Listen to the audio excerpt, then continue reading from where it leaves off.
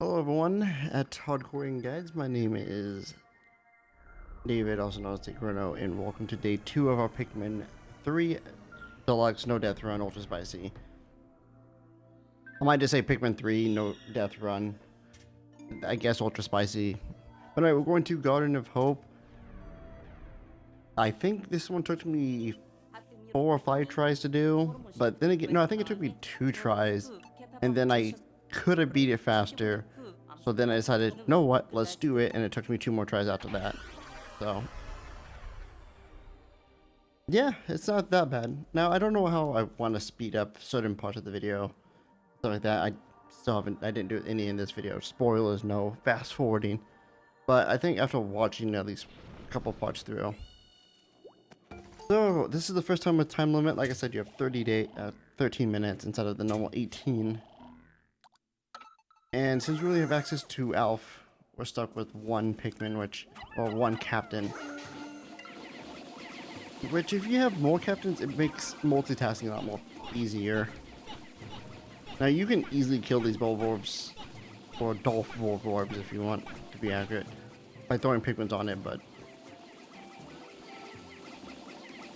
you don't really need to. I think in one of my runs, I was splitting it up, having half Pikmins go here and the other half go to a different one. It doesn't really work like that. Well, it doesn't work that well. Because it'd be faster to get that down and get the bridge made. But we're trying to do just like we do in almost every Pikmin game. Actually, not Pikmin 2 so much, but Pikmin 1 definitely do. You land, you get a whole bunch of Pikmins. And something I want to mention is, since you can only have 60, getting the maximum number of every Pikmin, like 60, is the max we need for every Pikmin. Which makes sense. We don't need more, we don't need the extra, because if we lose a Pikmin, we start over anyway. So it's not that big of an issue. One problem I had with this whole run is the AI of the Pikmin. Not so much in this day, I'll make note of it, trust me. I remember those days very vividly. But yeah, you might see like glass gate door, which is a new type of gate door. You have the dirt walls they have to break down. You have the electric gates over there. And the glass ones. How do we get rid of the glass? We'll find out later. So the basic strat with the Bulborbs is get behind them and charge your Pikmins. I didn't do that for the first 3 attempts because I was afraid that it doesn't work. So I kept throwing Pikmins and it saves a lot of time if you just charge. They fixed the bug in Pikmin 1 where Pikmins would get crushed automatically and you just lose. The fact that that happened multiple times in Pikmin 1 pissed me off. And our first collectible of the game, which is fruits. I'm going for all fruits, not all upgrades. There are, I think, 3 or 4 upgrades you can get, which is like armor, resistance to fire, resistance to electric, resistance to, I think, increased damage, something like that. I think, no, there is a dog whistle, and I think there's another upgrade. I'm not entirely sure what they are. And Pikmin 2. I'm trying to see if, nope, this is Pikmin 3's Pikmin 4's upgrades. Oh well, can't really find out. I didn't get any of them because I just felt like you didn't really need to get them. Would it be great to get them? Yeah, but I don't really need them. Anyway, these guys are new Pikmins. I should have mentioned them when we grabbed them, but I was busy looking something else up. Rock Pikmin. I don't know if they're black or supposed to be dark gray. I think they're supposed to be just gray. But rock Pikmins, they are what they are. They're rocks. I believe, I don't know how their damage their damage is?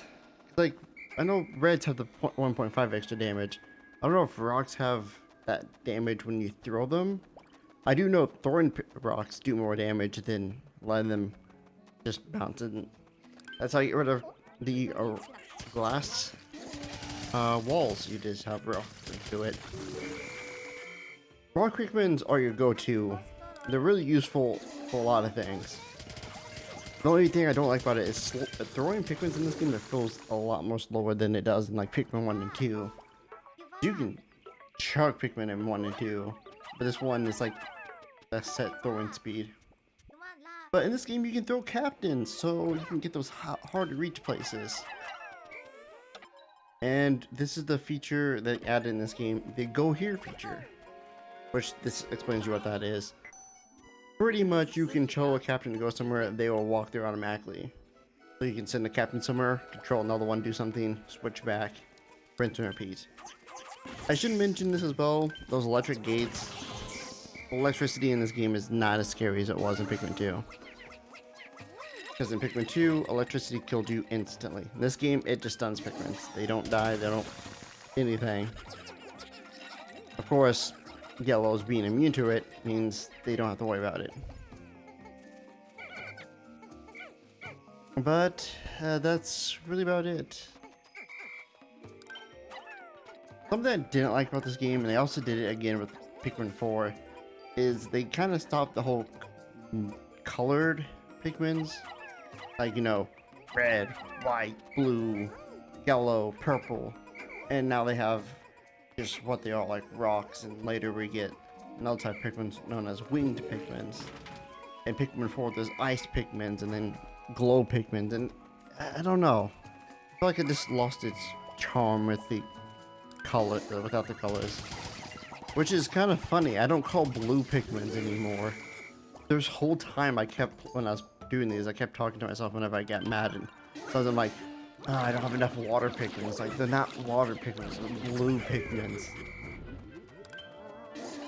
Alright, these are fiery blowhogs. They keep Pikmins on flames. Yeah, that's how that works. You can whistle them, they're not that hard to deal with. Anyway, what you want to do is throw all the Pikmins on this side. And then this is where the boss is. I think they wanted you not to go here too early, but once you take at least 2 days. But there's not much to do, so you waste a whole day doing nothing. Because you're locked behind doing 30 things. So what I decided to do is have these things do that and leave 5 Pikmins behind, or 3, to build this bridge while we fight the boss. So when we beat the boss, the bridge should be complete and we can just leave. That's the game plan. That's what happens. I don't know why I'm trying to like, that's what I wanted to do, but it didn't work. No, that's what happened. I was like, graphic glitch right there. I did not know that. Thing is, I record these ahead of time, so if there's any graphical things, I'm not going to re-record a day. Because that means I have to do everything I did on that day to make it make sense for the whole thing. So if there's any graphical things, my bad. Anyway, our first major boss of the game is a armored Maudad. This boss is a joke. So the idea is that he has these armored pieces you have to break off with the rock Pikmin. You don't have to break all of them off. And also I got kind of lucky that my Pikmins broke his little thing. Yeah, little fangs in the front. Pinchers. Because what his attack is when he comes on the wall, he comes downwards and sprints at you. Or charges at you, I guess you'd say. And then you'll trap the Pikmins in the pinchers and then eat them. But if you break one of them, you can just walk out. But you only have to break the tail. And once you break the tail, just throw all your Pikmins on there. Normally, you can get possibly some fallen Pikmins if you had nectar, but unfortunately, there is no nectar in this area. So you're stuck with leaf Pikmins for the most part. Also, I keep spamming charge because this becomes something that gets super annoying as the game goes on. I notice is if you have multiple captains and you try to charge, and then a captain comes up. For some reason, it's just like you can't charge your captain, so it just doesn't do anything. That's usually why if I have multiple captains, I just throw them away. I'm like, get out of my party. I do not need you right now. Kind of wish there was a charge all button you could have done. So it makes all your Pikmin charged, not the ones you have selected.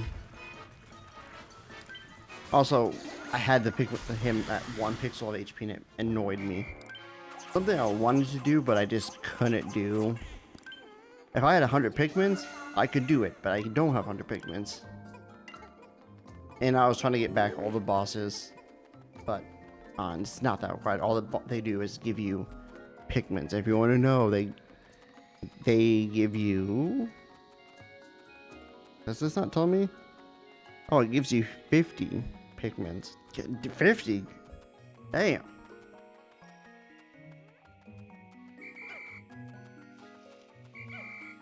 Yeah, bringing that back if you want more Pikmins, but I don't, so. But after bringing back the cell phone, it unlocks us a new way back. I know we're getting fruit, but there's a treasure. Yeah, it's just... Anyway, I don't think these called used to be called Wollywogs, but I think they're called Wollyhops. They used to be called, yeah, I think they used to be called Wollywogs. Right?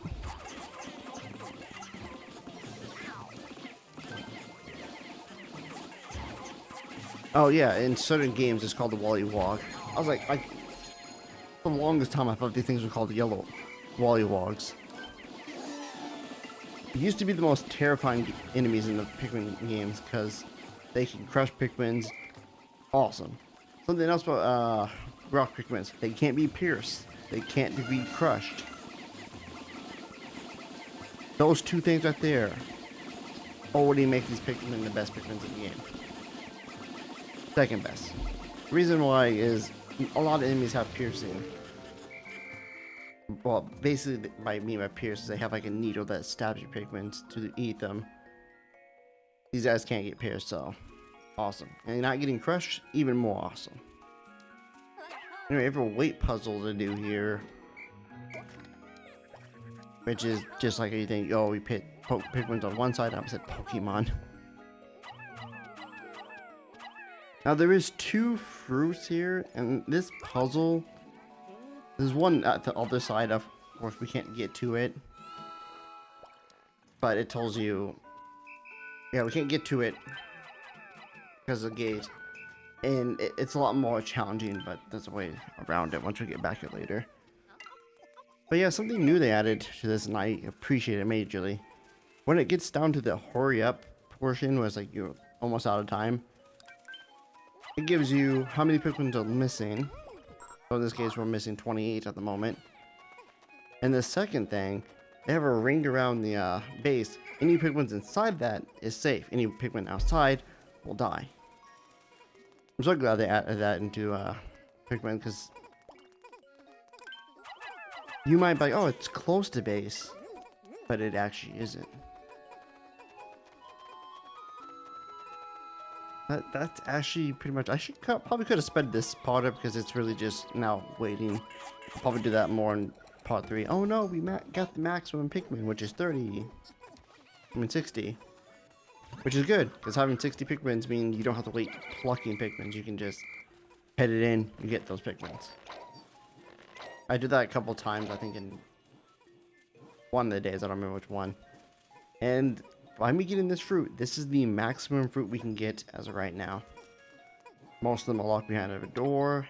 Either they're locked behind a door, or they're in an area that we can't get because they're behind a fence, the electric fence, which we can't get.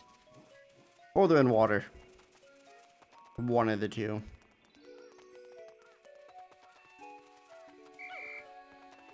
I also don't like how the Pikmins, whenever they go back, you finish off a task, they walk back to the location and sit there. I completely forget about them multiple times, and then have to run over, and if I can't get them fast enough, I lose a Pikmin. It sucks. And then we didn't day because there's no point to do that. But yeah, that's day 2. Got back 3 of the like 20. I think it's like 64 fruits in this game.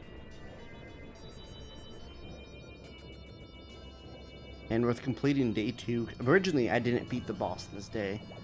But imagine you didn't beat the boss, come back here for day 3 to get back 1 fruit and then just harvest Pikmin.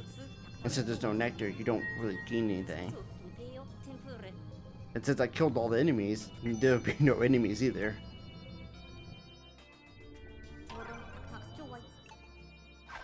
But you get to see all the funny names I gave it. The Face Winkler, the Sunseed Berry, or I said bomb.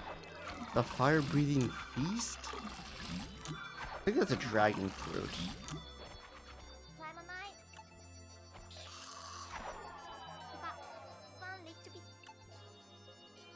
Never had a dragon fruit.